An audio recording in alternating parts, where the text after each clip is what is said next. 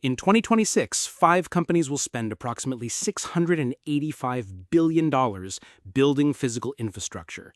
Not acquiring other companies, not paying dividends, not doing buybacks, constructing steel and concrete and power lines and cooling systems from the ground up. Amazon alone, $200 billion. Alphabet, $175 billion. Meta, up to $135 billion. Microsoft, north of $120 billion.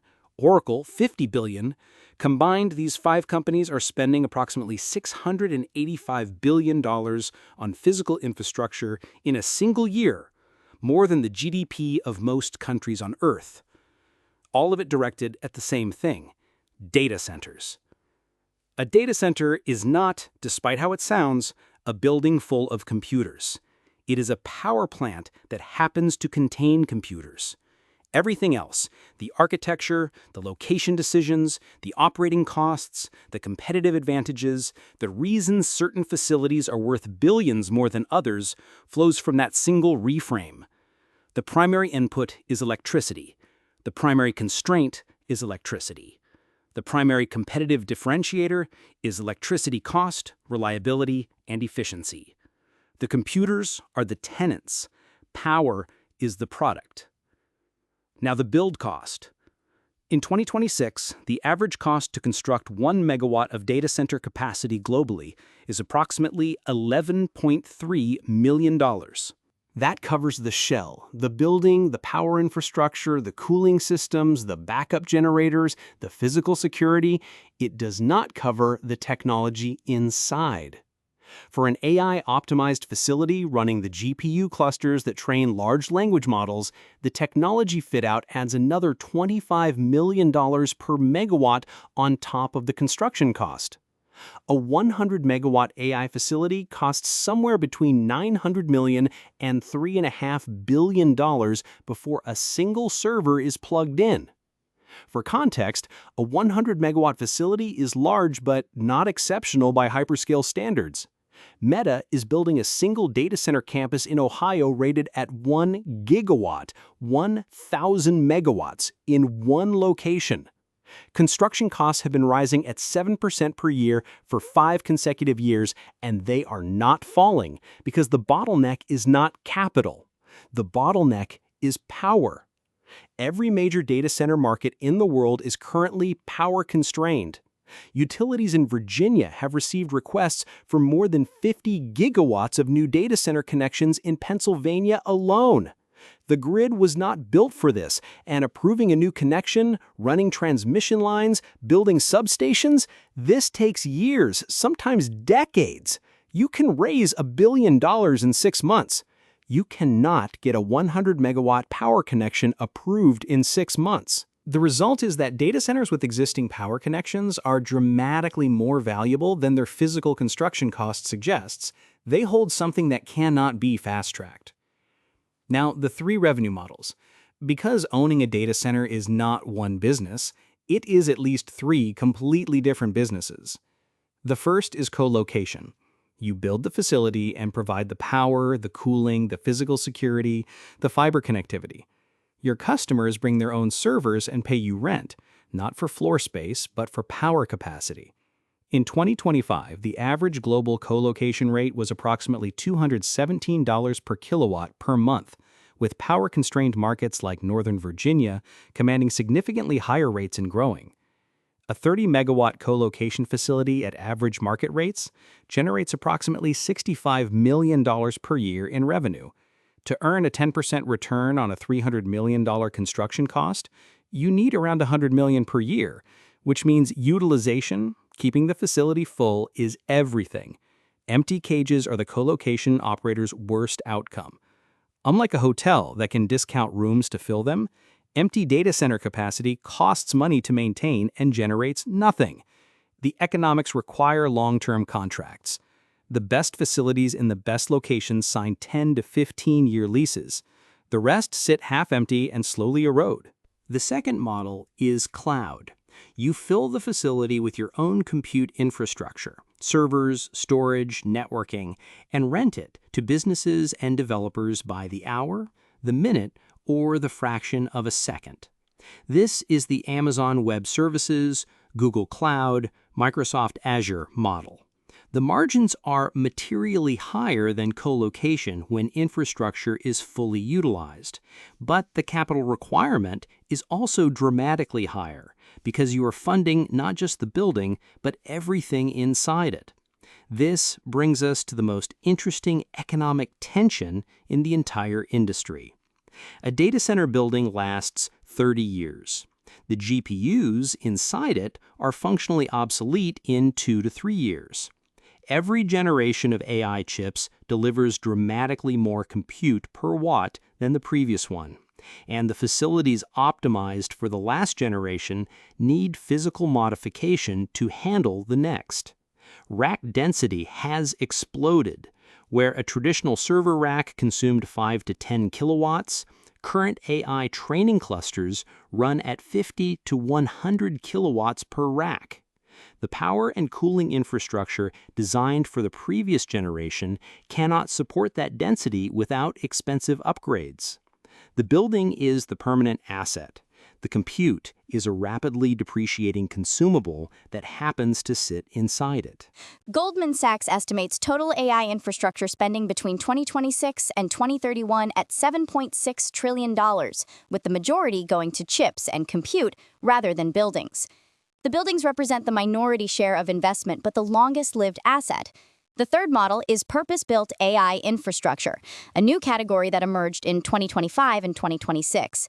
Independent companies called neoclouds are building AI-optimized facilities specifically designed to rent GPU compute capacity to AI companies that cannot build their own infrastructure fast enough. Over just 6 months to March 2026, hyperscalers signed leases with neocloud operators potentially worth over $100 billion combined. Now the operating costs, because this is where profitable data centers separate from the ones that look profitable.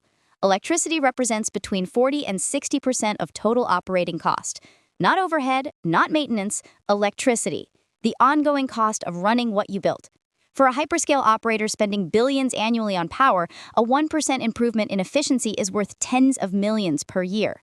This is why every serious operator obsessively tracks something called power usage effectiveness, or PUE, the ratio of total electricity entering the facility to electricity actually consumed by the servers.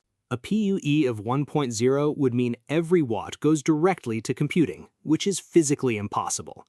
The best hyperscale operators, Google, Meta, report fleet-wide averages between 1.08 and 1.12. The global average sits at 1.58, meaning the average data center consumes 58% more electricity than its servers actually need. The difference is cooling, the single largest operating expense after compute. In cold climates, Iceland, Norway, Finland, operators use outside air to cool facilities for most of the year, and their electricity costs are dramatically lower.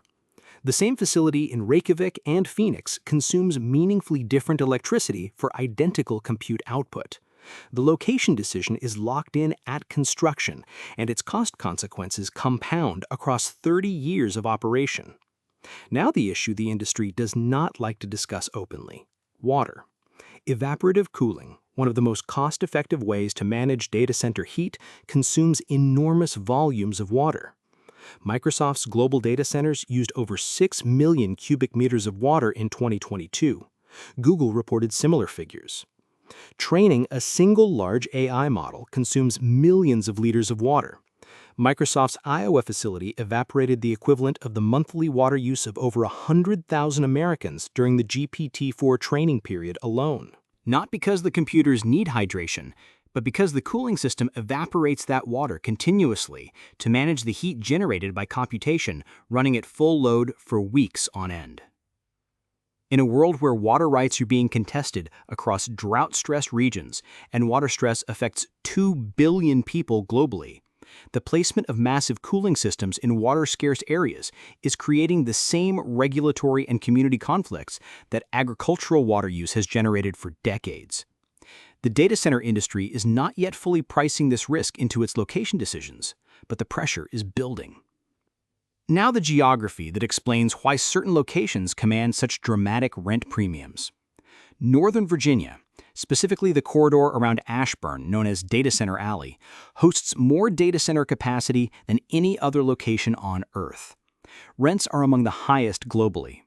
The reason is not the land, not the labor, not the climate. It is adjacency to the key internet exchange points where the major backbone networks of the internet connect to each other.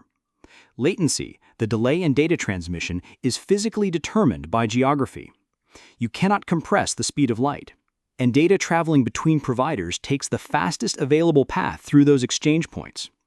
Data centers closest to the exchange points deliver the lowest latency. The lowest latency wins the contracts. The contracts are the premium. Amsterdam, Frankfurt, Singapore, Tokyo, London. None of these are random choices. The exchange points there today were built on fiber routes laid decades earlier, which followed telegraph lines laid before them. The physical geography of the internet is largely a historical accident, and that accident is now worth billions in annual rent premium to whoever controls the adjacent real estate. Now the numbers that put the full picture together. Global data center revenue in 2024, $344 billion, projected to reach $652 billion by 2030.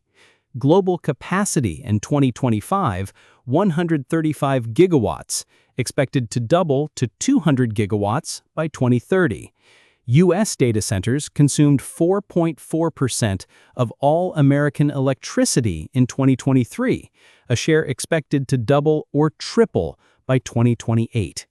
This is an industry growing at double-digit rates, constrained not by demand, but by the ability to build electrical grid infrastructure fast enough, and funded by companies with the deepest capital reserves in corporate history. For everyone outside those companies, the access point is indirect but real. Data center REITs, publicly traded real estate investment trusts that own and operate colocation facilities, provide exposure to the asset class through a standard stock market investment. The largest of these own billions of dollars of digital infrastructure across dozens of countries, generating recurring revenue from long-term leases that look more like toll roads than office buildings. Utilities that supply power to data center clusters have become structurally more valuable as guaranteed load increases. The electric companies serving Northern Virginia and similar hubs have seen connection requests overwhelm their planning models. A utility with a contracted relationship to a gigawatt-scale campus is a fundamentally different business than it was 5 years ago. Equipment companies solving the core constraints, liquid cooling systems, power efficiency infrastructure, backup generation, are growing at rates that track the underlying capex cycle almost directly. The $780 billion being spent this year is going into concrete, steel, copper wire, and cooling systems. Some of that spending flows through publicly accessible markets. Most people have simply not connected the underlying economic story to the available investment surfaces. The data center is not something you build, but the power feeding it, the land under it, and the infrastructure enabling it, those are accessible to anyone paying attention.